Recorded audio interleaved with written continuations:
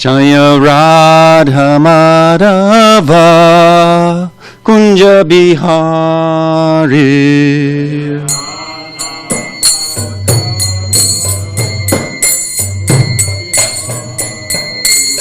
Jaya Radha Madhava Kunja Bihari.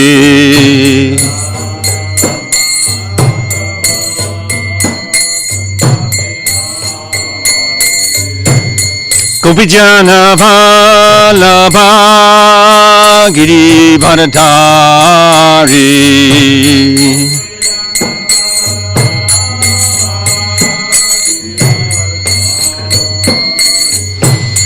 Gopijana Vallabha Giri Bharadari.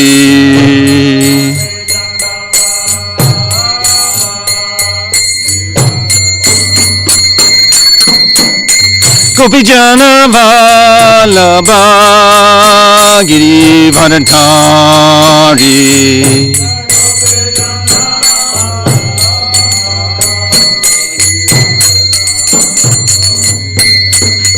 Yasoda Nandana Brajajana Ranjana. Thank you. Yasoda Nandana Brajajana Ranjana.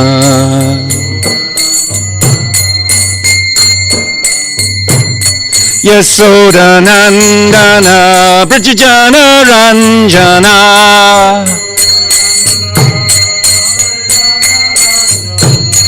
Yamuna Tira Vanachari.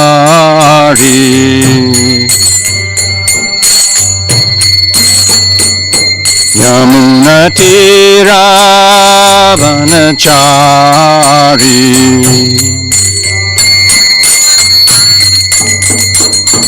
Yamuna Tira Vanachari.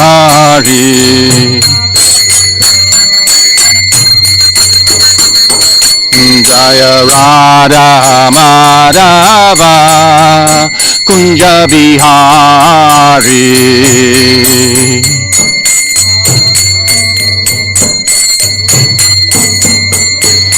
Jaya Radha Madhava Kunja Bihari.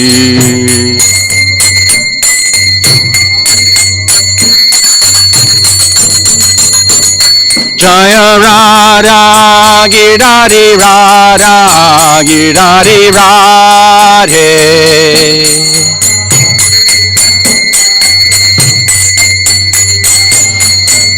Jaya Radha Girari Radha Girari Radhe.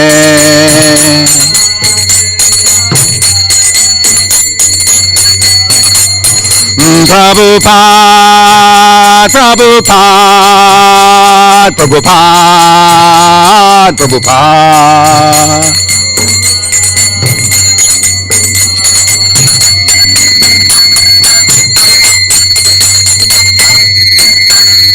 Srila Prabhupada ki. Jam Vishpad Paramahamsa Pravajikacharya Sotar Satashishi Madesi Bhakti Vedanta Swami Maharaj Srila Prabhupada ki. ISKCON founder Acharya Jagat Guru Srila Prabhupada ki. Grantaraj Srimad Bhagavatam ki. Samaveda Gaura Bhakta Vrinda ki. Gaur Premanande. Our glories to the assembled devotees. Our glories to the assembled devotees. Our glories to the assembled devotees. All glories to Shishi Guru and Gauranga. Glories to Srila Prabhupada. Nama Om Vishnu Padaya Krishna Pasnaya Pantale Shrimati Bhakti Vedanta Swaminiti Namane Namaste Saraswati Devi Gaurvani Vacharne Nivishesha Sunvari Paschadistarne.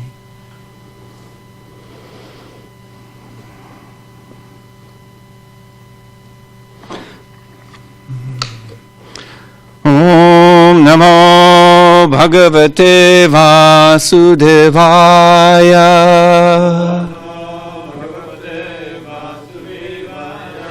Om Namo Bhagavate Vasudevaya.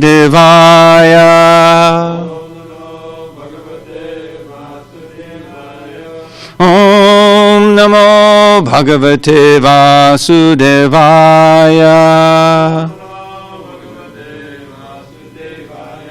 We're getting to hear from Srimad Bhagavatam, 4th Canto, 28th chapter, text number 56.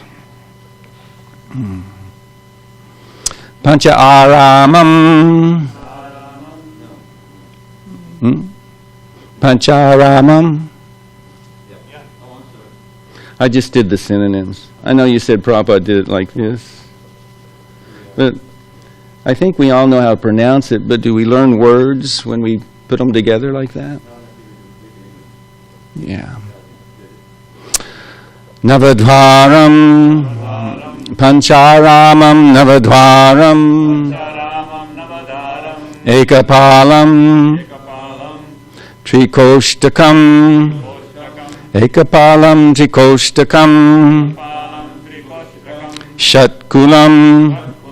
Panchavipanam. Shatkulam Panchavipanam. Pancha Prakriti Stri Dhavam. Pancha Prakriti Stri Dhavam.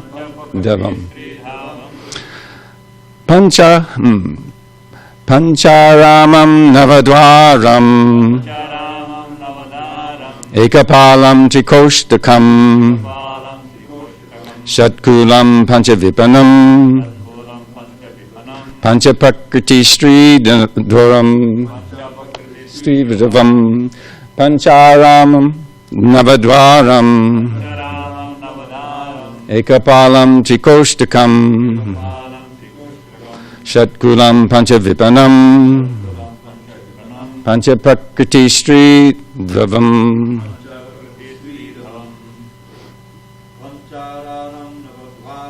Pancharamam Navadvaram. Ekapalam Trikoshtakam. Shatkulam Panchavipanam. Panchaprakriti Sridharam.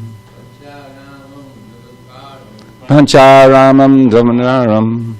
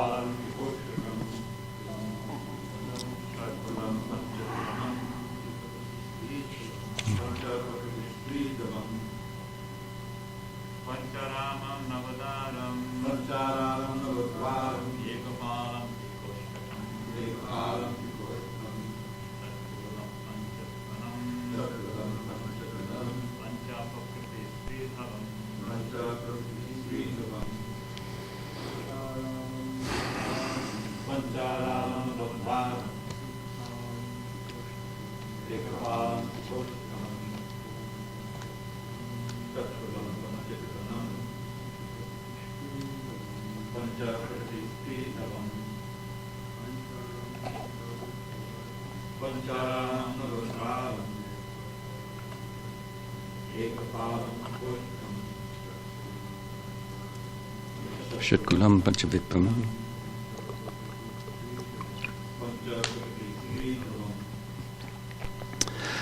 Pancha Aramam. 5 gardens. Navadvaram. 9 gates. Eka. 1. Palam. Protector. Tree. 3. Koshtakam. Apartments. Shat. 6. Kulam. Families. Pancha. 5. Vipanam. Stores. Pancha. 5. Prakriti. Material elements. Stri. Woman. Dhavam. Master. Translation. In that city, the material body, there are 5 gardens, 9 gates, 1 protector, 3 apartments, 6 families, 5 stores, 5 material elements, and 1 woman who is Lord of the house. I'm going to read the next one because it has a purport, but if we could say our prayers at this point, I'd like to say something about this verse. Om Jnanatimirandasya Gyananjana Salakya Chakshurmilitam Yena Tasmai Shri Gurave Namaha Shri Chaitanya Manobishtam Stapitam Yena Bhutale Swayam Rupa Kadamayam Dadati Swapadandikam Vandeham Shri Guru Shirta Padakamalam Shri Gurun Vaishnavamscha Shri Rupam Sagrajatam Sahagana Raghunathan Vitam Tam Sajivam Sadvaitam Savadutam Parijana Saitam Krishna Chaitanya Devam Shri Radha Krishna Padam Sahagana Lalita Shri Vishakan Vitamscha Hey Krishna Karuna Sindho Dinabandho Jagatpate Gopesha Gopika Kanta Radha Kanta Namostate Tapta Kanchana Gaurange Radhe Vrindavaneshwari Vrishabhana Sutta Devi Pranamami Hari Priye Vanchakopa Trubhyascha Kripa Sindhu Bevacha Patitanam Bhavanebhyo Vaishnavebhyo Namo Namaha Jai Shri Krishna Chaitanya Prabhu Nityananda Shri Advaita Gadadhar Shivasari Gaur Bhakta Vrinda Hare Krishna Krishna Krishna Hare Hare Hare Rama Rama Rama Hare Hare. So we're about to hear what all these different categories or things are in the next verse and the following verse. Both of them have purports. But it reminds me of when Narada Muni, who of course is telling this story to, what's his name? Bhacchinabharishat Maharaj. And he explains what each and every one of them are. However, when he was preaching to Daksha's sons, 10,000 of them, the Harivashyas, he didn't explain what they were. He just said, oh, there's a river with two directions, there's a hole once going down, you never return, blazing chakra with so many spikes, so many things, a prostitute woman. They got it. And I was contemplating that. The Harivashyas, although Daksha had sent them to create progeny, to become purified to create progeny, and they were engaged in meditation, they were at a holy spot, they were engaged in the Yuga Dharma. And they heard once, and they understood. They had sufficient purity of consciousness and the mercy of Guru. Bhacchinabharisha, he's in Satya Yuga also in the story that he's in Satya Yuga, but he hasn't focused on the Yuga Dharma. He's been focused on trying to get to the heavenly planets, engaging in so many different yajnas. That's what Narada Muni said, boy, you don't realize what the result of all these yajnas you've done is going to be. Those slain animals were going to come back and get their retribution. So, it's just a small point, but an important one. Depending upon the clarity of consciousness, we understand or don't understand the instructions of Guru and Shastra. So it behooves us to try and follow in the footsteps of the Harivashyas. Even their brothers. He didn't even go into the whole analogy with the brothers, I think, Savalashyas. Is that right, Dravida? Yeah. There was only 1,000 of them. But he just simply said, younger brothers are supposed to follow the example of your older brothers. And one who does that gets the benefit of, and then he gave a result, achieving some blessing. So they realized, well, they did it, we're being encouraged, we'll do it, and the real Father is served, which is Krishna. So we want to follow in the footsteps of those sons of Daksha. But if we happen to be more like Bhacchinabharisha,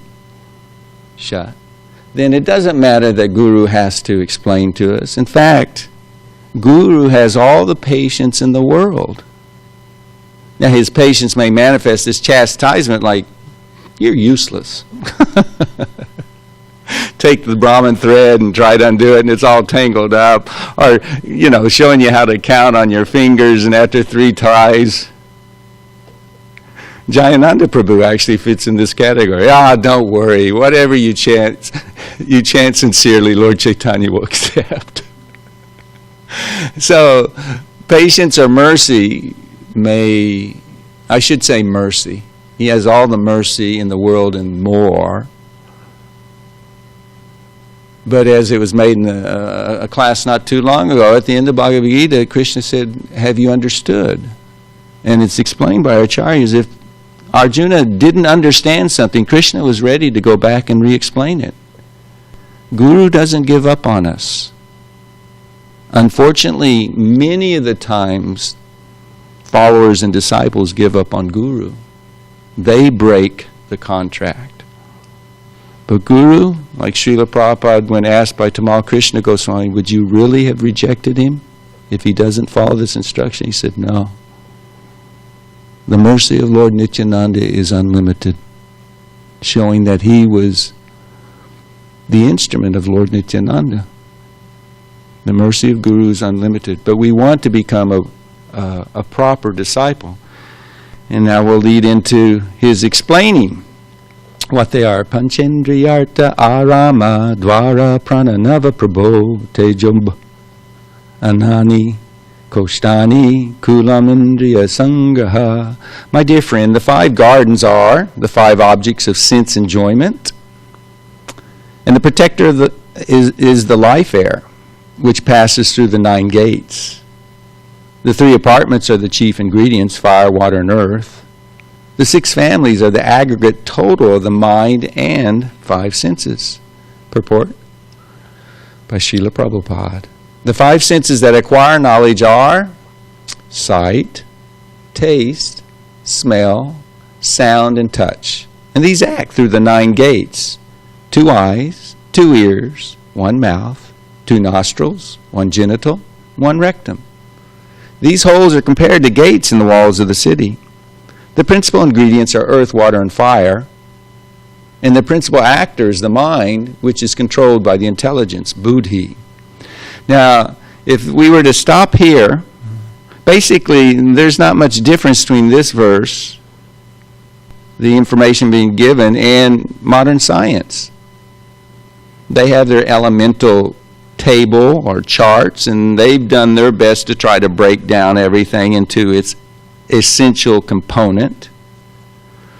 Krishna, who has created it all, he does so. He knows exactly where to break it down. It's inconceivably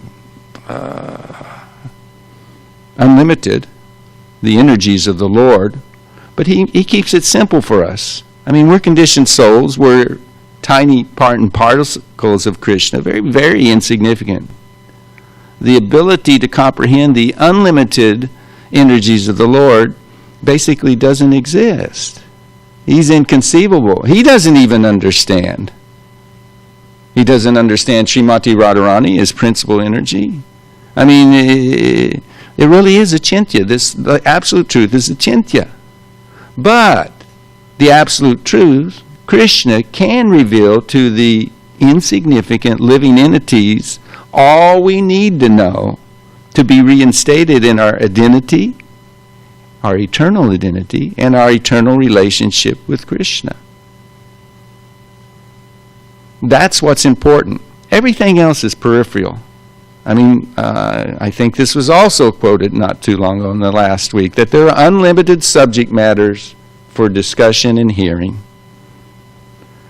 But Bhaktisiddhanta Saraswati Thakur one time said, if you took all the books in the world, piled them up, it would be a gigantic mountain of books, and torched them all, there would be no loss if Srimad Bhagavatam remained. Because it's the cream of the cream, it is the incarnation of Krishna, and it has the full potencies to revive our eternal love for Krishna. The essence is always what we should be striving for, the essence and the goal. Everything else in a short period of time that we have in this life, this body, we have to be very careful about how we spend it. What are we talking about? What are we hearing? What are we thinking about? And it's interesting, by Gyan and Yoga, you can understand this subject matter of what the body is made of, the elements of the body, the gross elements, the subtle elements. You can understand that. It's possible. But it's so much more difficult to become free of their influence through those processes. Do you still have the Back to Godhead that we heard from... Can you grab it? No, I saw that, but I thought maybe it was tucked in your... You can move faster than that, can't you, Bhakti Glenn? Walking like I am. It's just too early to be doing that, Bhakti Glenn. So anyway, Gyan and Yoga, they are transcendental processes. But we heard one of the quotes. There were several of them that struck me when I heard them. Like, wow, that relates to these thoughts that I've had with this verse.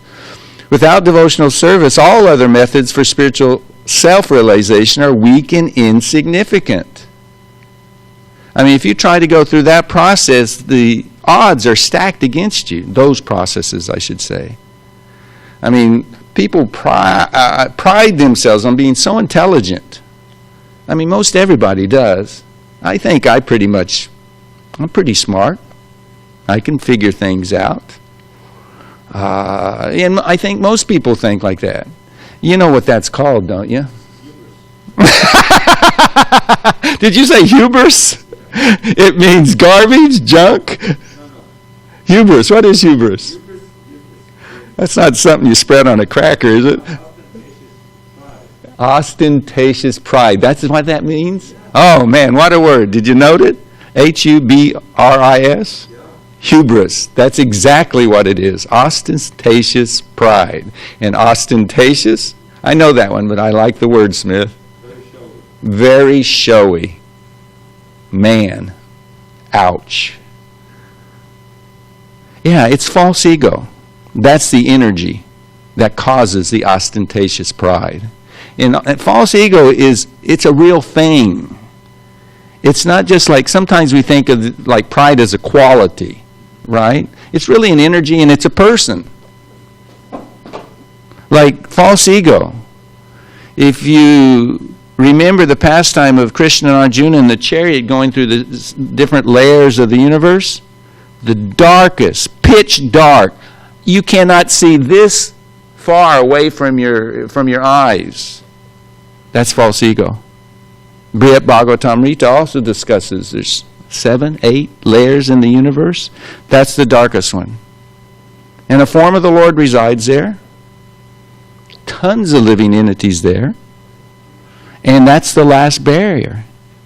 If you don't get past that, you don't make it to even just self-realization, Brahman. And at this point, we're really just talking about gross consciousness, bodily consciousness. That's all we're dealing with in this verse and purport, describing what the body is, what the constituents of it is. And Bhagavad Gita lays it out so wonderfully for us. 7th chapter, Bhumir Apamano Kamano Buddha, that these are all the separated energies of the Lord. And what is it? Nature, the enjoyer and consciousness. Isn't that where he talks about the field of activities and all the constituents of it? And he discusses all the Mahabhutas and the Avyakta, or the false ego, and manifest as matter, unmanifest matter. I mean, everything's there. And then we see the desire, the hate, and all these things. And these are interactions in the field of activities, or simply in the material realm. That which all of us are so tightly clinging to. What I like and don't like. Or the awareness of, man, it's cold. We're always jockeying to try and become comfortable in this body, in this world. And it's a futile attempt. At best, we get momentary relief occasionally. But the conditioned soul is so foolish that in their absorption in all of these dualities, they can actually convince themselves or forget how much they are suffering. One of my Prabhus, is Bhakti Jamal? Is he like in the kitchen? Or he's here, right? I didn't see him this morning. Okay, so he posted something. Maybe I shouldn't have said his name, but I was actually thinking of him, hoping he can hear. He posted something, and it was a quote from the 6th canto. It relates to what I'm talking about, these miseries. And it said that if one simply tells another person, you're suffering, give up that which you're suffering, you can do harm to that person. Because if they don't have realization of the misery, why would they give it up? A man convinced against his will is unconvinced still. We pray for realization. When it's realized, then it's not a problem. One stays focused, one progresses, and one truly has knowledge. Because there's a difference between Gyan and Vigyan. And basically that was the charge that Daksha gave to Narada Muni, saying, you've done wrong. You've done a great offense. Having my young sons take the sannyas to renounce dharma, artha, kama, what are their hopes for liberation? Because he was simply focused on his level of awareness. I've got a service to do for the Lord. I'm attached to that service, and I'm going to procreate in the universe. A really important service. But a higher service still is getting the heck out of this universe, not waylaid in one of the layers of the covering of the universe, what to speak of simply existing in the Brahman effulgence of the Lord, but getting back to the Vaikuntha planets, what to speak of Goloka Vrindavan. That's our business. That's the highest objective. How do you say that? Pumarta? Prema Punarta Mahan. The greatest goal in life. That which will bring the highest satisfaction to the living entity.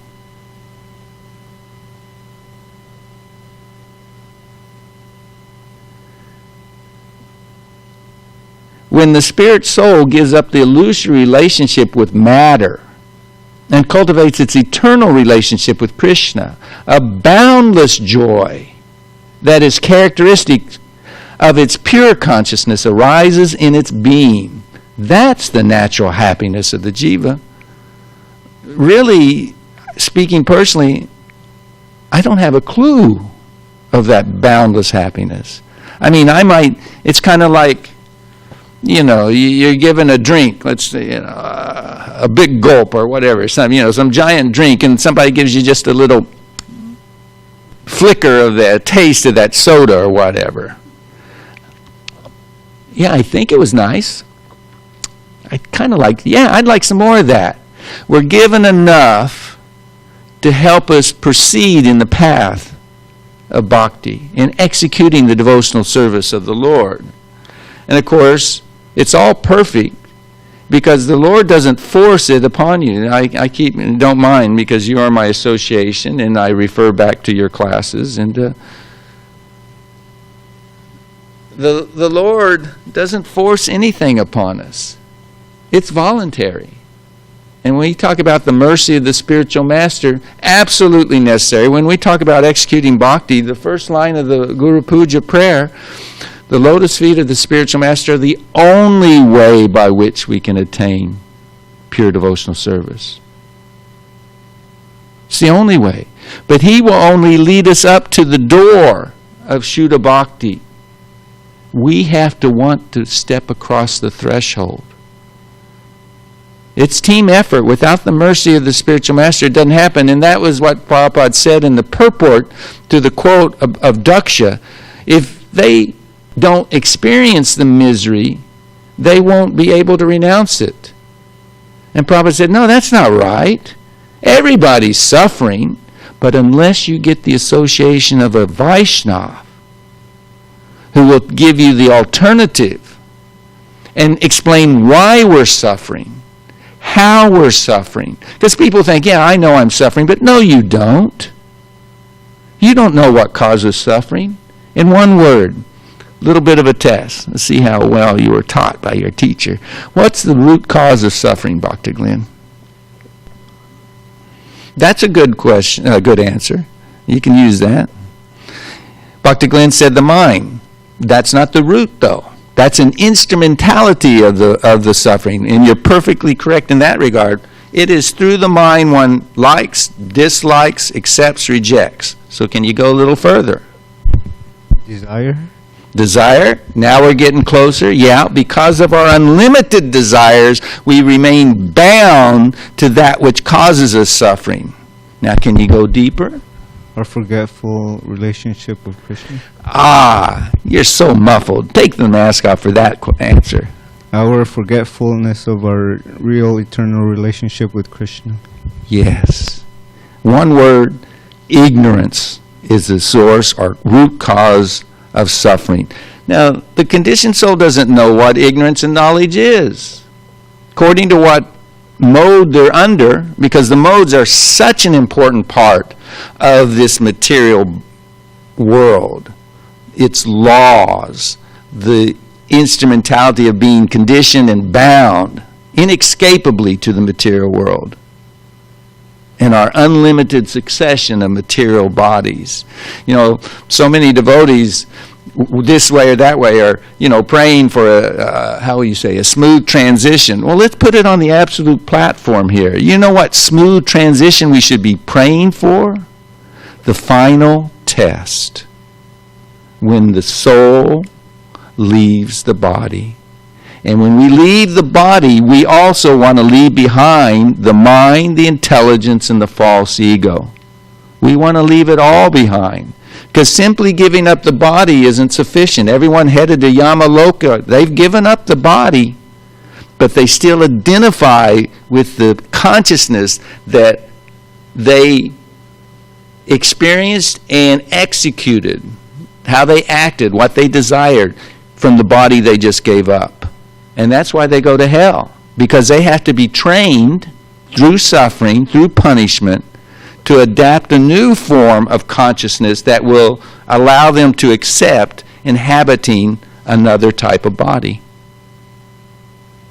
I mean, somebody wanted to take you and me right now and place us in, we could just say a human body. Somebody, and just think of the worst conditions that come to your mind in the world. God, I wouldn't want to be them. Or to speak of another species. As devotees, we don't want to be a cat or dog.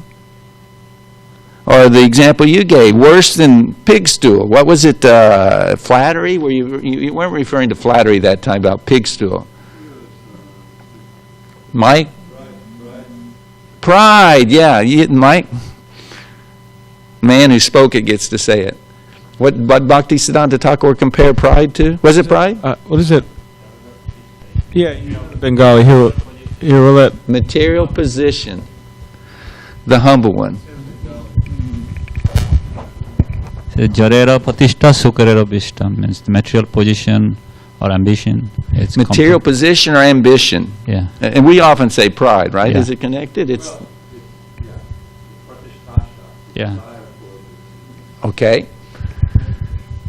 In the example you gave, worse than pig stool was the worm in stool, experiencing boundless joy in its identity and activities. But if you were forced to be put in his circumstances, there would be no joy at all. It would be extreme misery. So you have to be trained in hellish punishments to adapt to acceptance of a material body. So ignorance is eradicated by association with those who are enlightened. Because according to the mode you're in, you're going to be seeing or understanding to a certain extent what is. And it even applies in devotional service. The statements of Srila Prabhupada in Shastra can be understood in so many different levels. Just like I have one godbrother, I won't mention his name, but everyone was, but he had a personal relationship with Srila Prabhupada, and Prabhupada gave him license. He could bust into a room with so many life members, this and that. He was a book distributor. And just glorify Srila Prabhupada. I mean, make a spectacle of himself. Honestly, I personally saw it one time. But Srila Prabhupada accepted it. It was out of love. But this same Prabhu in Vrindavan, when I lived there, for years, he would look through the Bhagavatam and try to find the verse that would substantiate his desire to enjoy in this world. Because, don't get me wrong, when we talk about varied realizations of Krishna consciousness in the words of Scripture and the instructions of Prabhupada, according to our level of purity, we're going to understand things accordingly. So the mode of goodness is basically what he was wanting to rationalize was good enough. And it's not. It's simply up until a point advantageous for advancing further. Until we come to the mode of goodness, this will simply remain intellectual at best. I'm not the body, I'm spirit, soul. I say it, you say it. The whole movement says it. How many of us have realized it? How many have gotten beyond Jnanamaya, Anamaya, Pranamaya, Jnanamaya? Thinking, feeling, willing. How many of us have gotten beyond the mental or intellectual level of Krishna consciousness and gotten to Vijnanamaya, Aham Brahmasmi? I realize my eternality. It's not easy. It's not easy at all for the conditioned souls. We have to have the mercy of the pure Vaishnavas who are free, and we have to have their guidance and hear the instructions and follow them. And by their mercy, with their blessings, then the realization comes. Jnanam, Smritir, Jnanam. Krishna in the heart reveals.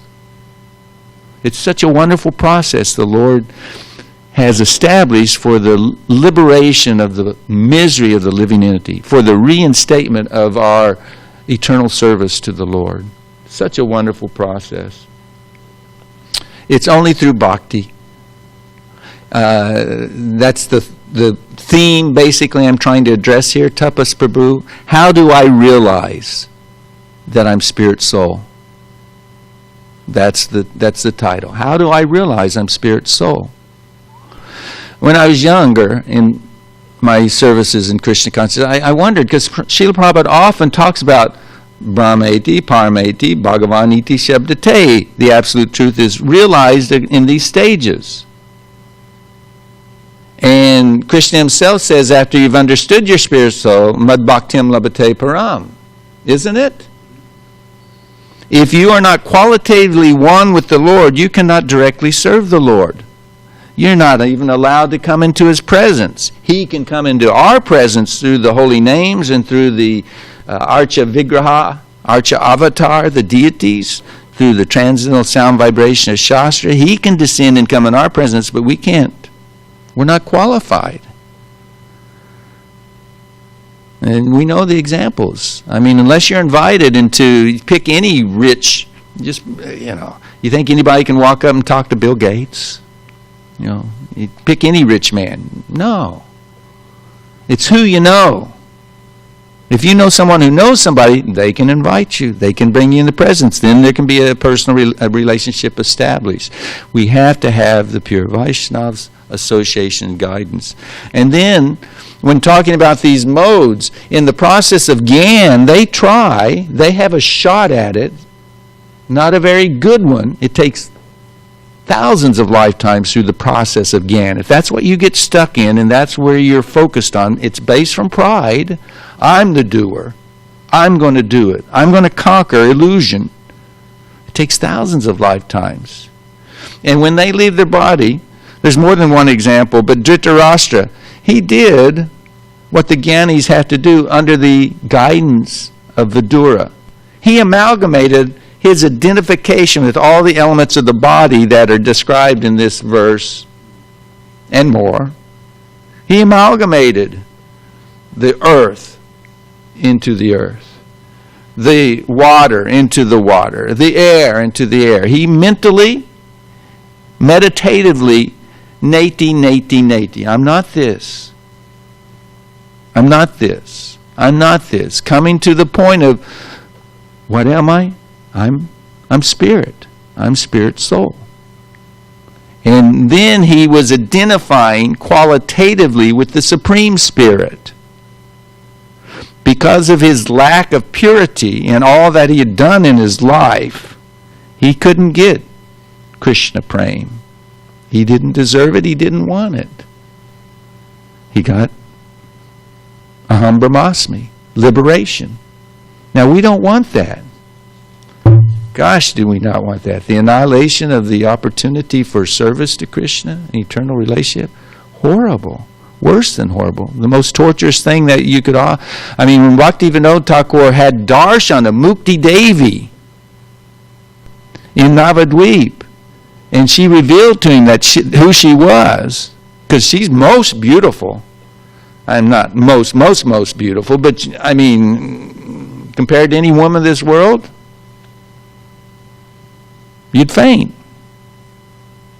So beautiful. And when she revealed, I'm Mukti Devi, he fell down immediately, paying prostrate obeisances to the Lord. Deliver me, help me, Lord. I have no attraction. Don't, save me. And that's the mood of the pure Vaishnava. They understand they're tiny in comparison to the divine energies of the Lord. Maya, what to speak of Mukti Devi, without his help, personally or through his representatives, we don't have a chance. But it is a process. You can do it. It has to be done through bhakti. For us, it's more, Mamchiyo vevipcharina bhakti yogena sevate sagunan samati chaitan brahma bhuyaya kopate. We're not, 99% of the devotees aren't going through the step-by-step levels of realization. Gosh, it would be so advantageous to realize I'm not this body. Gosh, it would be so super advantageous to see the Lord in my heart,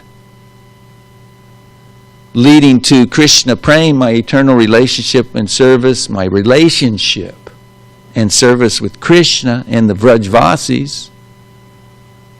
But for most of us, we're trying to stick to the instructions of the spiritual master. Help him in his cause. I yesterday heard a snippet of a lecture where Prabhupada was thanking his disciples for helping him serve his Guru Maharaj. He came to tears. He was so grateful. His whole life was in trying to satisfy his spiritual master, to follow the instructions he received from him. To any degree we're able to do that, that's success. Getting the blessings, securing the satisfaction, the pleasure of Guru. Now I want to give a few symptoms of bodily consciousness before I wrap it up. Because by symptoms one understands the disease, isn't it? What are your symptoms? The doctor, the healer asks. So basically, let me just run it down. If I think I'm a man or woman, check. Now that's gross, that's easy. If I think I'm an American, how deeply does that run? Check. If I think I'm a Vanaprastha, more subtle because it's in Krishna consciousness. It's duties related to trying to please Guru and Krishna, but bodily consciousness, check. What to speak of? Prabhupada said, what is the symptom of being Krishna conscious? I was there, right there. How does it feel? In Dallas, I heard him say immediately, fearless. Fear? I think it was Dravida Prabhu who quoted the 11th canto recently. It comes by a shot that this comes from material identification with the body, fear. For the pure devotee of the Lord, they have no fear. Pure devotee of the Lord does not live on any planet of the material sky, nor does he feel any contact with material elements. That relates to this verse. His so-called material body does not exist. And I think I've heard Vijay quote this. Why does this material body not exist? Being surcharged with the spiritual current of the Lord's identical interest. What a one-liner. His so-called material body does not exist, being surcharged with the spiritual current of the Lord's identical interest, and thus he's permanently free from all contaminations of the sum total of the Mahat Tattva. He's always in the spiritual sky, which he attains by being transcendental to the sevenfold material coverings by the effect of his devotional service. Only apparently is he suffering from disease, old age, or death. Only apparently.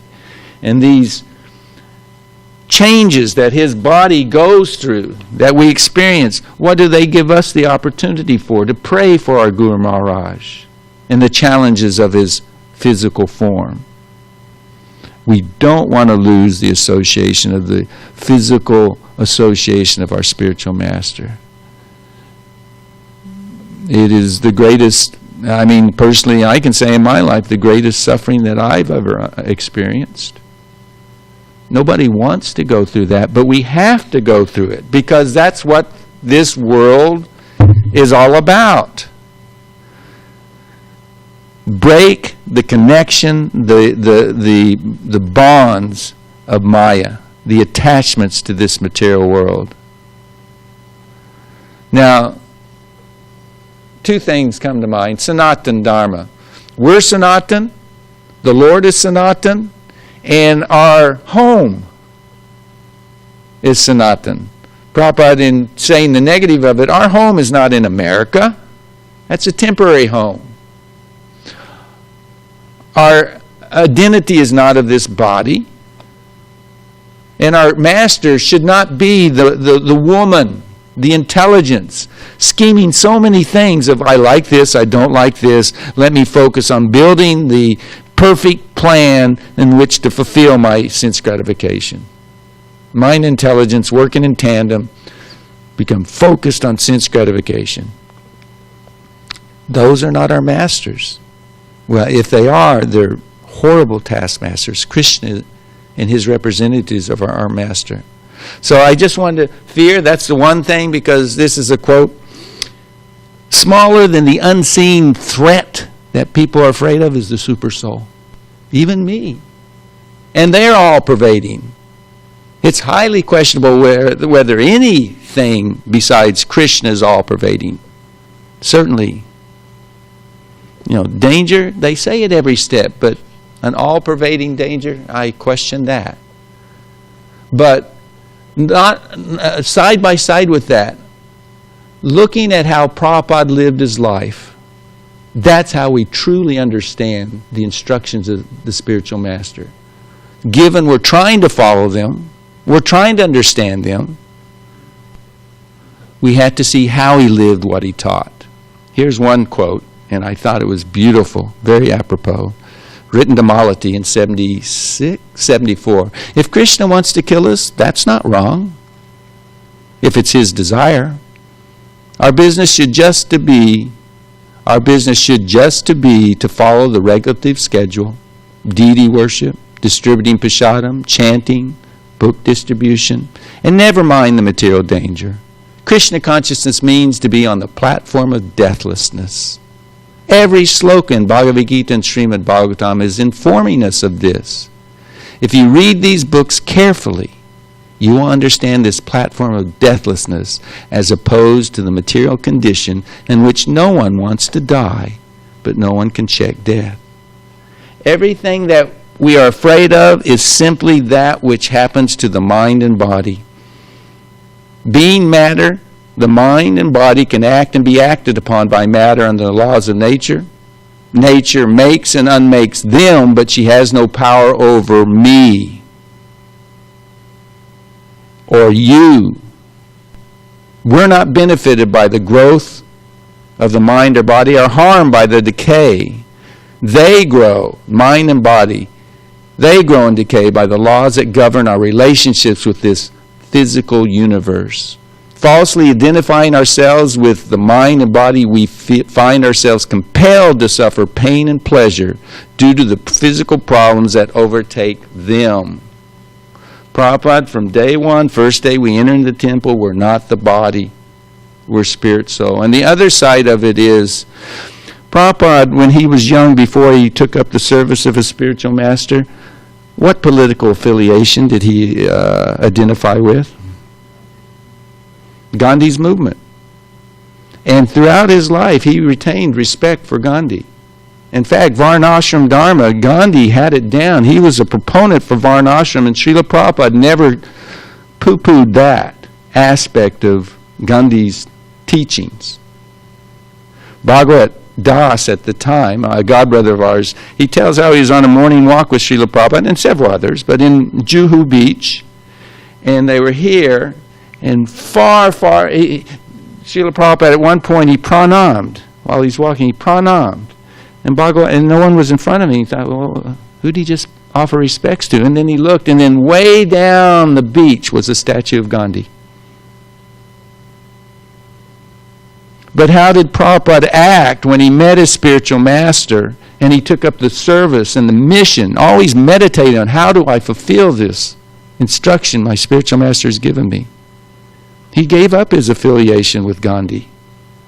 He focused on Bhakti, which transcends it. So this whole temporary turmoil that the country's going through, it's just another distraction. I mean, no matter who comes in, who stays, whatever, it's all part of the misery of this world. Are you in the party of the dry stool? Or are you in the party of the wet stool? Now, everybody identifies whatever I like. Of course, if you're going to talk about material, it's dry. God dang, I don't want no wet stool. But both of them are temporary. We're in the world, we have to deal with the world, but I want to emphasize the absolute because Srila Prabhupada, quoting Krishna and Bhagavad Gita, devotees don't take sides. And some of the things I see going back and forth on social media, I just throw up my hands and go, Hare Krishna. Now, I have my personal opinions. I'm not going to discuss them on Vyasa-san, and I won't discuss them with anybody who wouldn't ask me what they are, because they are just that, my opinions. Unless you have realized knowledge coming from Guru, Sadhu, and Shastra, it's relative knowledge. And it's always going to have some holes that can be poked into it. Nobody's all bad and nobody's all good except for the Vaishnavas. In fact, Srila Prabhupada on the Absolute Platform, quoting Shastra, would sometimes say they're all bad. The whole material world, it's all bad. There is no auspiciousness in this world, save and except Krishna consciousness. I'm going to end with this quote of Prabodhananda Saraswati. Poetic, beautiful. Let renunciation, and the question was, how do we realize we're not the body but we're spirit soul? Let renunciation be multiplied millions of times. Let millions of virtues, beginning with peacefulness, sense control, tolerance, and faithfulness be multiplied millions of times. Let there be meditation millions of times on the word Tat Tvamasi. Let there be devotion to Lord Vishnu multiplied millions of times. All this taken together does not equal even a millionth part of the multitude of perfect transcendental qualities possessed by the great souls who find transcendental bliss in the splendor of the toenails of the dear devotees of Sri Chaitanya Mahaprabhu. Samaveda Gaura Bhakta Vrinda ke, Srila Prabhupada ke, Grantaraj Srimad Bhagavatam ke. Hare Krishna Prabhu. Yes, tapas. We have a question on the YouTube from Alisha Ishrani. She said, Prabhu, Prabhupada said pure devotional service is 24/7 without any personal consideration. Very few have actually displayed it, one among thousands. How do we live it? Thank you for the question, Alicia. Man, is that the $1 million question? How do we do it? Because I'm preaching to myself here, no doubt. Everyone who knows me knows, well, that guy's not self-realized. Is it a joke? You know, he says these things. But the mood of those who do possess pure devotional service is they don't have a drop of pure devotional service. And they simply beg the mercy, the shelter of those that do. You're right, 1 in 1,000, those are the words of Krishna. Hardly one knows me in truth. But that's why we're all Prabhupada Anugas. There are followers of Srila Prabhupada who they've gotten the golden ring. That's an example. I'm not quite sure how that, you might Google that real quick. You know, they got the gold. They won the super prize. They won the lottery by their surrender service, intense, focused desire. But all of us, it doesn't matter. You know, we should be seeing Guru in everyone. If good qualities are there, then take it up. And that's the thing, I was meditating on it. You know, this identification with the body, I could have gone in the direction, what's the 10th offense in chanting the holy names?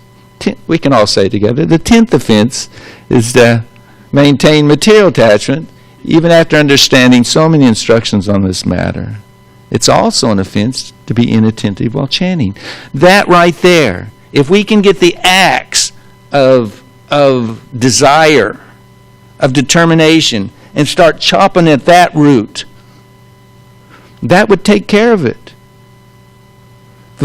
That would give us the service, the realization of service to the name. Just that one thing. A very foundational point. But the pure devotees, they hear and see Guru in everyone and everything. And since Srila Prabhupada isn't physically among us, I think he would aright us in some cans get kicked down the road for years by our managerial leaders, by our spiritual leaders, because they can't come to some conclusion. Srila Prabhupada, did we ever see him consider this, that, and sometimes he would ask his disciples also, what do you think? Where should I go? Africa, Russia, Hawaii, or England? So even the pure devotees, they ask. Sadhu is such an important part of the equation. But Srila Prabhupada was focused, fixed, in touch with the Lord on the realized prema level. And so for him there was no hesitation, no doubt, no questioning. This is what Krishna wants. This is how Guru is instructed. So we just do our best praying. As long as we maintain the desire and pray to be properly guided, the Lord in the heart will direct and bring us in touch with that which we need to hear and those we need to associate with. And the thing that I wanted to connect it to, Prabhupada's not here, and if we don't avail ourselves of trying to appreciate our association, whoever it may be, then we remain stuck at a certain level. So often, I'm speaking personally, we can remain stuck for such a long time. Because it's easy to see other people's, how their wheel is turning in the mud, stuck. But our own, generally someone else has to point it out. Because that's what desire and attachment's about. It covers the intelligence.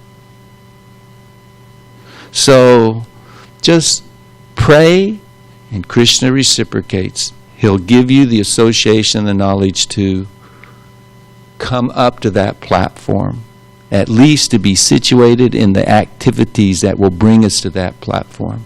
One of the other days, I don't think it was this morning, but it was stated that when one leaves his body, if one has been performing devotional service, one's spiritual body will then be awarded. And I'm paraphrasing, but it was a great verse that collaborates. How's it work? That's how it works. Lightning and illumination. All this apparently unlimited misery, it'll be over like a flash. We just have to stick to the process. I hope that gives some encouragement. Hope that satisfies you. Would you hand Dravida Prabhu the microphone, please? Very important announcement for any listeners. Hopefully they're still on the line.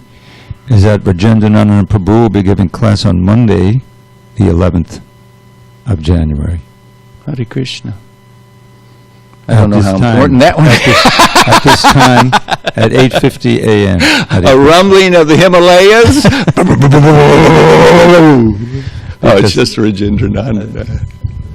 Everyone to know that. Any addition, Prabhu? Prabhu, we have 25 people watching you now on YouTube. Thank you for your association. We pray for your enlivened Krishna consciousness today.